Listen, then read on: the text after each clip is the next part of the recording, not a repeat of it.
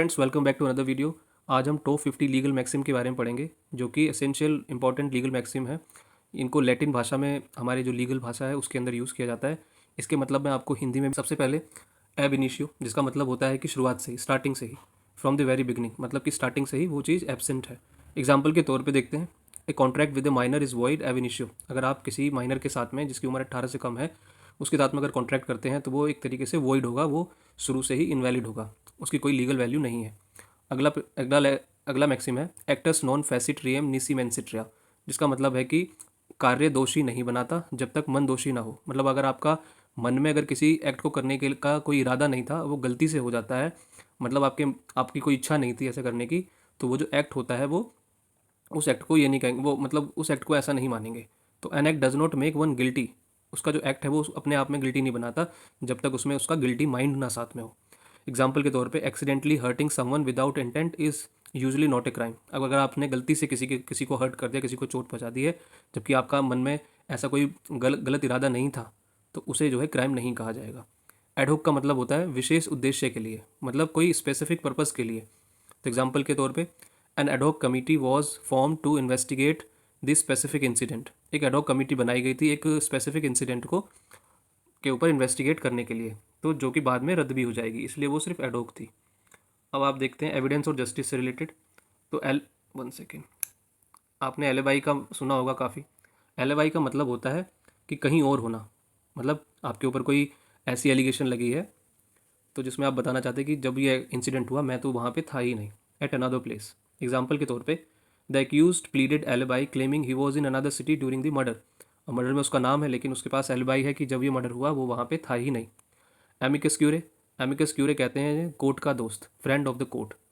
Court में हमेशा जो है जजेस किसी सीनियर एडवोकेट को, किसी समझदार इंटेलेक्चुअल एडवोकेट को कुछ केसेस में अपने लिए अपनी हेल्प के लिए अपॉइंट कर लेते हैं। एग्जाम्पल के तौर पे the lawyer was appointed as amicus curiae to assist the court impartially. तो जो लॉयर है, कोर्ट ने लॉयर को अपॉइंट किया एक उनकी किसी पर्पज़ के लिए हेल्प करने के लिए किसी केस में, और वो बिल्कुल इम्पार्शियल रहेगा उसके अंदर। ओडी आल्तेरम पार्टेम, इसका काफ़ी फेमस मैक्सिमम है ये, दूसरे पक्ष को भी सुने। अगर इसको नहीं सुना जाता दूसरे पक्ष में तो वो प्रिंसिपल ऑफ नेचुरल जस्टिस का हनन होता है। तो no one should be condemned unheard, बिना मतलब ऐसा नहीं होना चाहिए कि अगर आप जज हैं तो आपने एक पार्टी को सुना, दूसरी पार्टी को नहीं सुना और जजमेंट दे दी, तो आपको दोनों पार्टी को ही सुनना पड़ेगा। एग्जाम्पल के तौर पे dismissing an employee without a hearing violates audi alteram पार्टेम।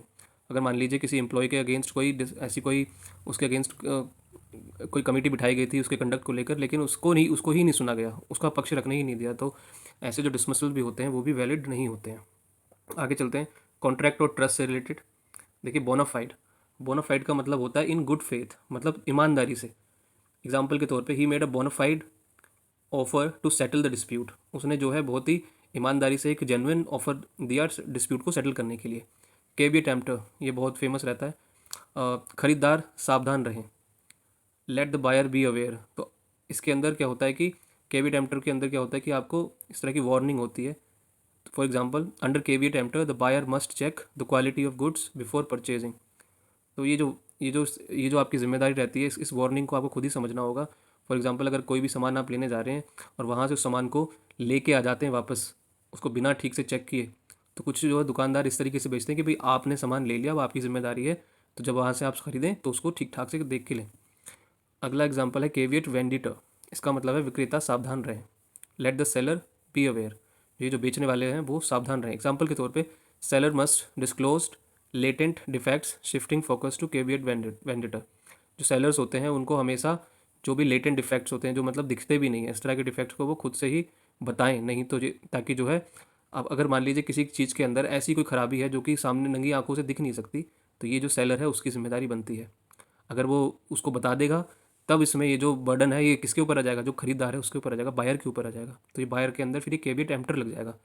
और जब तक ये केविएट वेंडिटेड रहेगा जब तक वो जो लेटेंट डिफेक्ट्स है, जो दिखने वाला जो डिफेक्ट नहीं है, तब तक के लिए एकदम उल्टा रहेगा। फैक्ट एंड लॉ के अंदर देख लेते हैं कॉर्पस डेलिस्टी, इसका मतलब होता है अपराध का सार, अपराध का शरीर, the body of the crime. ठीक है, एग्जाम्पल के तौर पे finding the body is often necessary to prove corpus delicti in murder case. अगर बॉडी ही नहीं मिलेगी तो मर्डर केस का देखा होगा ना कि डिस्कवरी क्या बोलते हैं, जैसे मर्डर वेपन को ढूंढा जाता है ऐसे ही बॉडी का भी मिलना बहुत ज़रूरी है, नहीं तो पता कैसे लगेगा किसी का मर्डर हुआ है। इसलिए कॉर्पस कॉर्पस डेंसिटी का होना ज़रूरी है। डी फैक्टो का मतलब होता है वास्तव में, in fact, in reality. English में इसका मतलब होता है English is the de facto language of the internet दो नॉट लीगली मैंडेटेड। जो इंग्लिश है वो अपने आप में एक डी फैक्टो लैंग्वेज बन गई है इंटरनेट की, जबकि ऐसा कोई लीगली मतलब ऐसा कोई प्रोविज़न नहीं है। डी जूरे का मतलब होता है कानून, विधि रूप से, बाय लॉ और अकॉर्डिंग टू लॉ। तो एग्जाम्पल के तौर से India became a D jure sovereign Republic in 1950। By law मतलब कानूनी तौर पे इंडिया जो थी, इंडिया सॉवरेन रिपब्लिक 1950 में बनी जब हमारा संविधान लिखा गया। आगे एग्जाम्पल है जुडिशियल प्रिंसिपल्स को लेकर, तो इसमें पढ़ लेते हैं। De minimis non curat lex, कानून छोटी बातों पर ध्यान नहीं देता। The law does not govern trifles. Example के तौर पे stealing a single match stick is usually ignored under de minimis section 95 IPC और बीएनएस में आप चेक कर लेना। तो ये जो अगर मतलब छोटी माचिस की तिल्ली अगर किसी ने चोरी कर लिया है तो मतलब इसके लिए आप उसको जो चोरी वाली सज़ा है वो नहीं देंगे, उसको आप इग्नोर कर सकते हैं। ऑबिटर डिक्टा, ये हमेशा आप जजमेंट में बहुत पढ़ते हैं कि ऑबिटर डिक्टा रेशियो डेसिडेंडी, आपने रेशियो डेसिडेंडी और ऑबिटर डिक्टा हमेशा सुना होगा। तो इसका मतलब होता है प्रसंगवश कही गई बात, remarks made in passing not binding. देखिए जजमेंट जो होती है दो तरह की होती है, एक होती है ऑबिटर डिक्टा, एक होती है रेशियो डेसिडेंडी। तो जो रेशियो डेसिडेंडी होती है वो बाइंडिंग होती है और ये जो होती है ये नॉन बाइंडिंग होती है। द जज, एग्जाम्पल के तौर पे द जजेस personal opinion was obiter dicta and not binding on lower courts. कई बार जजमेंट्स के अंदर आपने देखा होगा कि जजेस के कुछ ओपिनियंस रहते हैं जो कि एक तरीके से बस एक उनका विचार होता है, लेकिन वो एक तरीके से नीचे वाले कोर्ट्स पे और बाकी लोगों पे जो कि सिटीजन ऑफ इंडिया हैं उनके ऊपर बाइंडिंग नहीं होता। एजुस्टेम जेनरिस, इसका मतलब होता है उसी प्रकार का, ऑफ द सेम काइंड और नेचर। एग्जाम्पल के तौर पे in cars trucks and other vehicles refers to land transport where ejusdem generis. तो जैसे कार ट्रक एंड बाकी व्हीकल होते हैं तो बेसिकली क्या होता है कि एक ही नेचर के होते हैं, एक तरीके व्हीकल्स ही हैं सारी की सारी, ठीक है ना। आगे चलते हैं लीगल प्रोसीजर के अंदर कौन कौन से मैक्सिमम है। एस्टॉपल, ये बड़ा फेमस रहता है। इसका मतलब होता है विबंध मुकरने से रोकना, मतलब ऐसा कहते हैं ना स्टॉपर लग गया, तो स्टॉप करने को कहते हैं कि किसी को रोका जाए मुकरने से। Prevented from denying a past statement, तो किसी को अपनी पास्ट स्टेटमेंट से प्रिवेंट रोकना मतलब डिनाई करने से। एग्जाम्पल के तौर पे promissory estoppel stops A promisor from going back on their promises. तो प्रोमिसरी स्टॉपल्स जो होता है वो ऐसे ही केस के अंदर लिया जाता है ताकि वो अपने जो उसने वादे किए हैं वो उससे मुकर ना सके। एक्स ग्रेशिया का मतलब होता है अनुग्रह के रूप में, as a favour not a legal obligation, मतलब एक फेवर के तौर पे कोई चीज़ करना जिसका कोई कानूनी मतलब कोई बाउंडेशन नहीं रहेगी। एग्जाम्पल के तौर पे the company gave an ex gratia payment to the injured worker, अगर किसी वर्कर को चोट वगैरह लगी है कंपनी ने एक एक्स ग्रेशिया के तौर पे एक एक अपने मर्जी से कुछ ऐसा कुछ उसको सुविधा दे दी है, कोई उसकी हेल्प कर दी है मनी मॉनेटरी सेंस में, तो उसमें ये नहीं कहेंगे कि वो बाद में बाकी के एम्प्लॉयज़ भी उसको क्लेम करने लगे। एक्स पार्टे आपने हमेशा सुना होगा, एक्स पार्टे डिग्री हो गई कोर्ट्स के अंदर। तो देखिए एक्स पार्टे का मतलब होता है कि एक पक्षी है, जब दूसरी पार्टी अपेयर नहीं होती है कोर्ट के अंदर, तो मान लिया डिफेंडेंट जब अपेयर नहीं होता है कोर्ट के अंदर तो एक्स पार्टी डिग्री पास हो जाती है। Proceeding in the absence of one party, proceeding अगर कंडक्ट होती है एक पार्टी के एब्सेंस में तो उसे एक्स पार्टी कहते हैं। एग्जाम्पल के तौर पे an ex parte order was passed because the defendant fail to appear. अब डिफेंडेंट अगर कोर्ट के अंदर अपेयर नहीं होगा तो कोर्ट ऐसा नहीं है कि उसके इंतजार में बैठी रहेगी। अब कॉन्स्टिट्यूशनल राइट्स हैं उसके बारे में ज़रा पढ़ लेते हैं। X post facto, x post facto का मतलब होता है भूतलक्षीय प्रभाव घटना के बाद, बेसिकली घटना के बाद। इसका मतलब होता है रेट्रोस्पेक्टिव इफेक्ट। हमेशा कई बार देखा होगा कि लॉ बनता है और लॉ में एक तो होता है कि रेट्रोस्पेक्टिव और एक होता है प्रोस्पेक्टिव। रेट्रोस्पेक्टिव होता है कि पीछे से उसको लागू करना होता है, और प्रोस्पेक्टिव होता है कि जब से वो लागू हुआ है तब से, मतलब जब से वो पास हुआ है उसके बाद से। मान लीजिए कोई लॉ पास हुआ है 2025 के अंदर, और उसको हम अगर एक्स पोस्ट फैक्टो में अगर उसे करते हैं मान लीजिए 2020 से उसको इम्प्लीमेंट कर सकते हैं, लेकिन अगर वो प्रोस्पेक्टिव है तो 2025 जिस दिन वो पास हुआ वो तब से और उसके बाद से लागू होगा। एग्जाम्पल के तौर पे you can not be punished for an of act that wasn't a crime when you did it. आपको क्रिमिनल लॉ में एक चीज़ पता होगी कि हमेशा कभी भी अगर मान लीजिए अगर आज के दिन अगर मर्डर की सज़ा 1 साल अगर है फॉर एग्जाम्पल, और आप जो है आज अगर मर्डर करते हैं तो आपको सिर्फ 1 ही साल की सज़ा रहेगी। आने कल को अगर उसकी सज़ा 2 साल हो गई 5 साल हो गई तो आपको 5 साल की सज़ा नहीं मिलेगी। तो ऐसे ही इसका एग्जाम्पल है। दूसरा होता है फॉल्सस इन ऊनो फॉल्सस इन ऑमनीबस, एक में झूठा सब में झूठा, falls in one thing falls in everything. Example के तौर पे if a witness lies about one की फैक्ट द कोर्ट में रिजेक्ट देयर एंटायर टेस्टिमनी। अगर विटनेस अपनी गवाही के टाइम पे एक झूठ बोलता है तो ऐसा भी हो सकता है कि उसका जो बाकी जो जो उसकी पूरी जो गवाही है, उसकी जो टेस्टिमनी है, वो भी पूरी कोर्ट रिजेक्ट कर सकता है। लेकिन ऐसा नहीं भी होता है बहुत बार। हेबियस कॉर्पस, ये अपने रिट्स रिट्स में पढ़े होंगे। हेबियस कॉर्पस जिसे कहते हैं कि you may have the body, शरीर को प्रस्तुत करें। कोर्ट हमेशा जब कभी जेल के अंदर या मतलब थाने के अंदर किसी को इलीगली डिटेन करके पुलिस ले जाती है, तो आप हाई कोर्ट में रिट पिटीशन फाइल करते हैं हेबियस कॉर्पस की, ये कहते हुए कि जी क्या किस बेस पे उसको अरेस्ट किया है। ऐसा कोई ना तो उस पर एफआईआर दर्ज करी है, किस वजह से उसको रखा हुआ है, ठीक है ना। Sorry. A writ of habeas corpus was file to release the illegally detain person. अगर किसी को इलीगली डिटेन पर्सन, गलत तरीके से उसे डिटेन किया गया था, पुलिस ने गिरफ्तार किया था, तो आप उसको उसके लिए रिट लगा सकते हैं हेबियस कॉर्पस के अंडर।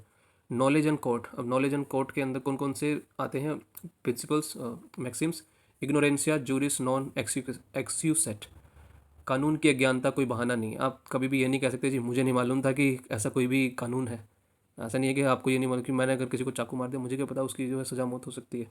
तो ignorance of law is not an excuse. आप ऐसा नहीं कह सकते कि जी मुझे नहीं मालूम। एग्जाम्पल के तौर पे you can not claim you didn't know traffic rules to avoid a fine. आप पुलिस वाला जब चालान काटने लगा तो आप कहते जी मुझे नहीं पता था कि रेड लाइट जंप करने पे फाइन हो जाता है।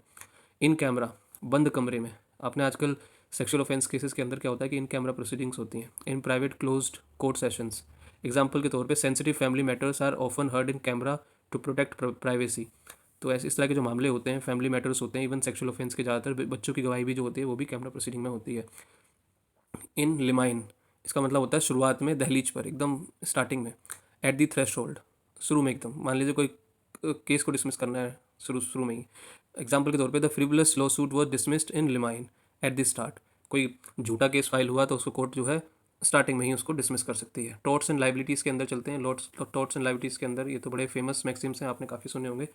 इंजूरिया साइने डैमनो, इसका मतलब होता है कि इंजरी विदाउट डैमेज, बिना नुकसान के चोट, कानूनी अधिकार का हनन। तो इसको injury, violation of right without damage. Example के तौर पे पढ़ लेते हैं। Trespassing on land is actionable even if no damage is caused. अगर आप किसी की प्रॉपर्टी पे ट्रेस पास कर जाते हैं, उसमें एंटर कर जाते हैं बिना उससे पूछे हुए, तो आप ये नहीं कहेंगे कि इसको कोई नुकसान नहीं हुआ। लेकिन उसका नुकसान तो नहीं हुआ, कोई डैमेज नहीं हुआ, लेकिन उसका आपने राइट को तो वायलेट किया है, तो राइट का वायलेशन ही अपने आप में सफिशिएंट होता है। देखिए इसका उल्टा एकदम है, डैमनम साइने इंजूरिया, जिसका मतलब होता है डैमेजेस विदाउट इंजरी। अगर आपको जितने मर्जी डैमेजेस हो जाएं, लेकिन आपका कोई लीगल राइट वायलेट नहीं हुआ है। आपने एक स्कूल वाला केस सुना हुआ कि एक स्कूल था, उसने उसके उसके किसी एम्प्लॉय ने एक नया स्कूल उसके सामने ही खोल दिया होता है, और उसके जितने भी स्टूडेंट्स होते हैं धीरे धीरे वो उस स्कूल में पढ़ने लग जाते हैं। तो जो पहला स्कूल होता है उसके ऊपर वो केस फाइल कर देता है। तो कोर्ट कहती है कि जी उसके पास भी राइट है अपना स्कूल स्टार्ट करने का। आपका ऐसा तो है नहीं कि आपकी प्रॉपर्टी में अगर वो करता तब तो बात थी, ठीक है। तो बिना चोट के नुकसान, damage without injury, legal wrong. Example, एक कॉम्पिटिटर ओपनिंग अ शॉप, जैसे मैंने भी कहा कि एक कॉम्पिटिटर ने एक दुकान खोल ली आपके पास में और आपको उससे नुकसान होने लगा, तो आप ये नहीं कह सकते कि मेरा नुकसान हो रहा है। आपका नुकसान हो रहा है, लेकिन आपका क्या राइट वायलेट हुआ? क्या उसका राइट नहीं है कि वो भी एक दुकान खोल सके? इप्सो फैक्टो, इसका मतलब होता है स्वयं तथ्य से, बाय द फैक्ट इटसेल्फ, मतलब अपने आप में ही वो चीज़ क्लियर है। एग्जाम्पल के तौर पे, by resigning he ipso facto cease to be the director. अगर कोई डायरेक्टर ने अगर रिज़ाइन कर दिया तो अपने आप से ही, अब ये थोड़ी ना कि वो डायरेक्टर बना रहेगा, तो वो डायरेक्टर ही अपने आप से, जैसे ही उसने रिज़ाइन किया वो ख़त्म। इंटेंट एंड स्टैंडिंग, तो इसमें देखते हैं लोकस स्टैंडाई। तो हमेशा जब भी कोर्ट में आप केस फाइल करते हैं तो कोर्ट आपसे पूछता है कि आपका लोकस स्टैंडाई क्या है, किस हैसियत से कोर्ट में आए हैं। सुना जाने का अधिकार क्या है आपका, right to stand, right to be heard. तो आपको क्या इंजरी है आपको कोर्ट को बतानी होगी जिस हैसियत से आप कोर्ट में गए हैं। In PILs the rule of locus standi is relax to help the poor. देखिए जो PILs के अंदर जो होता है उसमें तो क्या होता है कि लार्जर पब्लिक के लिए होता है, तो इसलिए लोकस स्टैंडाइज होता है। आप ये नहीं कह सकते कि जी मतलब कहीं पे सड़कों पे मतलब आपके आसपास बहुत ज़्यादा कूड़ा अगर फैल रहा है आपके मतलब घर से, मान लीजिए 500 मीटर की दूरी पर है, तो आप तभी भी उसके लिए केस कर सकते हैं, जबकि वो आपको डायरेक्ट अफेक्ट ना कर रहा हो, लेकिन पब्लिक एट लार्ज को तो करता है। तो उसमें आपसे कोर्ट ये नहीं कह सकती जी आपका क्या लोकस स्टैंडाई है। लोकस स्टैंडाई सिर्फ उन केसेस में पूछा जाएगा जिन केसेस के अंदर पर्सनल इंजरी होगी। मेलाफाइड जो होता है दुर्भावना, इसका मतलब बैड फेथ में। एग्जाम्पल के तौर पे the transfer order was challenged as being mala fide. अगर किसी का ट्रांसफ़र ऑर्डर कर दिया किसी गलत भावना के साथ में तो उसको चैलेंज किया जा सकता है, क्योंकि उसका लीगल रीज़न होना ज़रूरी है। मैला इन से, इसका मतलब होता है स्वयं में गलत, रॉन्ग इन इटसेल्फ, अपने आप में ही गलत है। मर्डर एंड थेफ्ट आर मैला इन से क्राइम। मर्डर करना, चोरी करना, ये अपने आप में ही एक गुनाह है। आगे बढ़ते हैं, क्रिमिनल लॉ के अंदर कुछ लीगल मैक्सिम्स देख लेते हैं। मैला प्रोहिबिशिया, देखिए मैं आपको एक चीज़ बता देता हूँ, आपने ये सारे मैक्सिम्स कर लिए तो आपको, मुझे नहीं लगता कोई और मैक्सिम्स देखने की ज़रूरत है। अगर वीडियो पसंद आई तो प्लीज़ लाइक सब्सक्राइब जरूर करें। आगे बढ़ते हैं, मैला प्रोहिबिशिया, इसका मतलब होता है निषिद्ध, गलत, कानून द्वारा।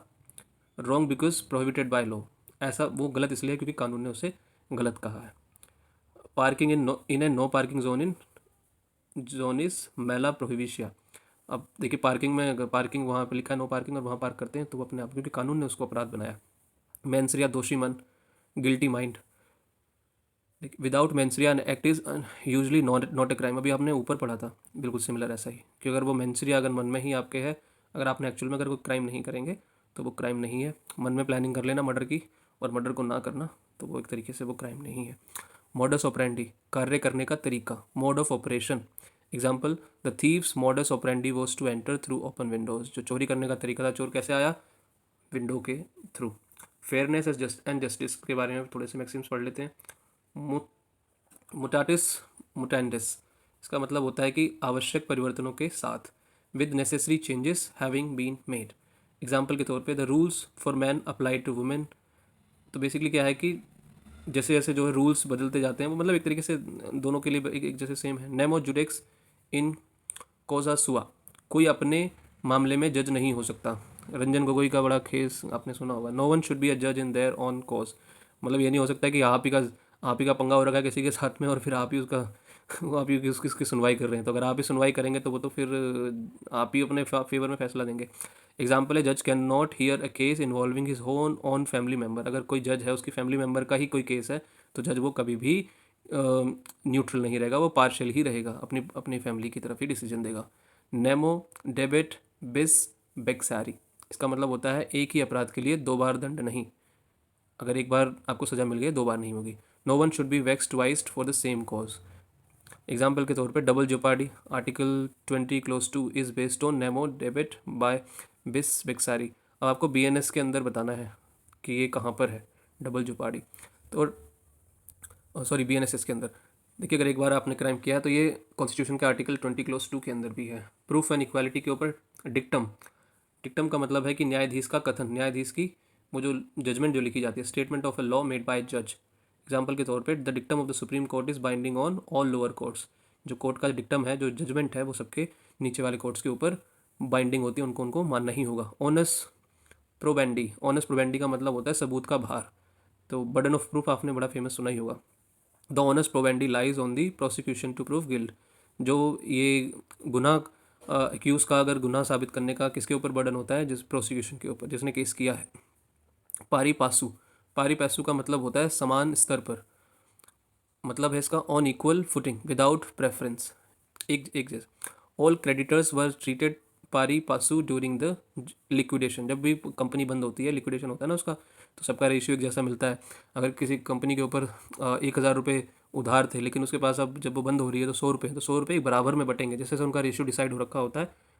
अलग अलग तरह की चीज़ें होती हैं जिसमें ऐसी चीज़ें आएंगी, अब वो आप समझ लेंगे। लीगल डिसीजंस, लीगल डिसीजन के ऊपर में पर इंक्यूरियम, पर इंक्यूरियम, सब मेरे से कभी कभी पढ़ने में दिक्कत हो जाती है। असावधानी से, अनजाने में। एग्जाम्पल के तौर पे through lack of care ignoring statute. अब एक judgment passed ignoring a binding statute is per इंक्यूरियम। अब कभी कभी क्या होता है कि हमें कोई चीज़ पता नहीं होती, जजेस को भी कोई चीज़ें पता नहीं होती कि इस तरह का कोई उनके ऊपर जजमेंट बाइंडिंग है, पर वो उसके अगेंस्ट में जाके जजमेंट दे देते हैं, तो ये गलती से ऐसी चीज़ हो जाती है। प्राइमा फेसी, वो पहली नज़र में, कोर्ट कहता है ना प्राइमा फेसी केस बनता है नहीं बनता, और इसको कहते हैं at first sight on the face of it. Example के तौर पे there is a prima facie case against the accuse based on the evidence. ऐसे एविडेंस कोर्ट को नज़र आ रहे हैं जिसकी वजह से एक्यूज के ऊपर केस बनता है, तो कोर्ट आगे उसको प्रोसीड करेगा। प्रोबोनो, प्रोबोनो आपने देखा होगा कि काफ़ी एडवोकेट्स करते हैं, निःशुल्क कुछ क्लाइंट्स के केसेस लड़ते हैं। For the public good, free legal work करते हैं। Example, many lawyers take up pro bono cases for the poor. काफ़ी एडवोकेट ऐसा करते हैं। कोर प्रिंसिपल्स के तौर पे क्विड प्रो क्वो, कुछ के बदले कुछ, समथिंग फॉर समथिंग। इसका एग्जांपल देखते हैं, salary is the quid pro quo for the work done by an employ. Employ काम करेगा, उसको बदले में उसको पैसा मिलेगा। रेशियो डेसिडेंडी, अभी हमने ऊपर पढ़ा था इसका, तो रेशियो डेसिडेंडी का बिल्कुल मतलब होता है कि निर्णय का कारण, the reason of the decision, और ये बाइंडिंग रहता है। एग्जाम्पल के तौर पे only the ratio decidendi of a judgment sets a precedent. तो ये जो जजमेंट के अंदर जो रेशियो डेसिडेंटी होता है, वो पार्ट को जजमेंट का जो कि सबके ऊपर बाइंडिंग होता है, इंक्लूडिंग द पब्लिक और जजेस नीचे वाले, और सार पूरा मतलब रेस इप्सा लोकिटो। इसका मतलब होता है कि घटना स्वयं में बोलती है, the thing speaks for itself. A barrel falling from a window is res ipsa loquitur for negligence. एक बैरल का गिरना विंडो से अपने आप में ही वो एक नेग्लिजेंस है, आप उसमें ध्यान नहीं दे रहे। फाइनलिटी एंड रेमेडीज़ पे, रेस जुडिकाटा, ये रेस जुडिकाटा सीपीसी में पढ़ के जाना, सेक्शन 11 का। रेस जुडिकाटा का मतलब होता है निर्णीत मामला। एक बार जजमेंट पूरी आ चुकी है दोनों पार्टीज़ के बीच में, और वही फिर से एक पार्टी उसमें क्या करती है कि अपील में न जाके वही सेम केस दोबारा फाइल कर देती है। A matter already judged. Example, once decided the same case can not be filed again. एक बार एक का एक केस डिसाइड हो गया, वो दोबारा उसको आप फाइल नहीं कर सकते। साइने क्वा नॉन मतलब अनिवार्य शर्त। Indispensable condition without which not. Example, oxygen is a sine qua non for human survival. Oxygen जो है इंसान के लिए एक क्या है, साइने क्वा नॉन, इतना अनिवार्य है कि उसके बिना जी नहीं सकते। स्टे डिसाइसिस, ये भी अभी आपने रेसिडेंसी पढ़ा होगा, बिल्कुल सेम जैसा मीनिंग है इसका भी। इसको कहते हैं नज़ीर, निर्णय पर अड़िग रहना। To stand by things decided, ये भी एक तरीके से प्रेसिडेंट होता है। तो हमेशा बोलते हैं ना कि कोर्ट का जजमेंट क्या था, तो स्टे डिसाइसिस क्या था। तो courts follow stare decisis to ensure consistency in law. Court हमेशा यही फॉलो करता है कंसिस्टेंसी रखने के लिए। राइट्स एंड रिस्क के ऊपर देख लेते हैं। उबी जस ईवी रेमेडियम, ये तो बहुत फेमस है और ये हमेशा पूछा भी जाता है। जहाँ अधिकार वहाँ उपचार। अगर आपका अधिकार है तो आप, where there is a right there is a remedy. Example पढ़ लेते हैं इसमें। If your fundamental right is violated you have a remedy under article 32। अगर आपका फंडामेंटल राइट वायलेट हुआ है, अगर आपको कोई इंजरी हो रही है, तो उसके लिए आपको ऐसा अधिकार भी है जिससे कि आप कोर्ट में चैलेंज कर सकते हैं। वॉलंटी नॉन फिट इंजूरिया, अब अपने आप से ही स्वेच्छा से लिया गया जोखिम चोट नहीं है। अगर आप मान लीजिए बस की छत के ऊपर बैठ के सवारी कर रहे हैं और आपका फिर एक्सीडेंट हो जाता है, तो कोर्ट में ये नहीं कह सकते जी ड्राइवर की गलती थी, ठीक है ना, आप खुद से उसमें अपने आप में पार्टिसिपेट कर रहे हैं। To a willing person injury is not done, अगर आप विलिंगली उसमें पार्टिसिपेट करें। A boxer can not sue for punches received during a match. अब तो इसको लाइक करें, शेयर करें, कमेंट करें, और इससे रिलेटेड और भी मैंने काफ़ी वीडियोस डाली हुई हैं। मेरी सीपीसी के ऊपर सीरीज़ आने वाली है। मैं बहुत ही प्रैक्टिकल और आसान भाषा में सीपीसी को मैंने तैयार कर लिया। मैं उसको धीरे धीरे बना के वीडियोज़ उसको बना के मैं डालूंगा। आपको सीपीसी के लेक्चर्स भी देखने और बाकी सब्जेक्ट्स के अगर आपको किसी का देखना है तो वो मुझे कमेंट में लिख सकते हैं। Thank you so much, have a nice day.